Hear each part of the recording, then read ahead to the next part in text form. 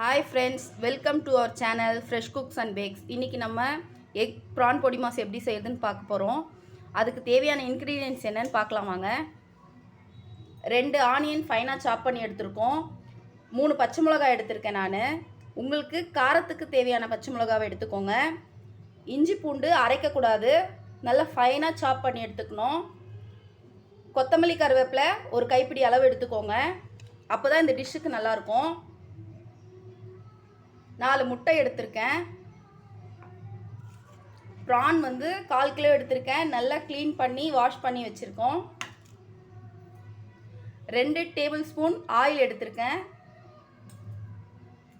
வீட்டில் அரைச்ச மிளகுத்தூள் எடுத்திருக்கேன். கல்லுப்பை வீட்டில் அரைச்சிருக்கோம். வீட்டில் அரைச்ச மிளகாத்தூள் எடுத்திருக்கோம். வீட்டில் அரைச்ச மஞ்சத்தூள் எடுத்திருக்கோம்.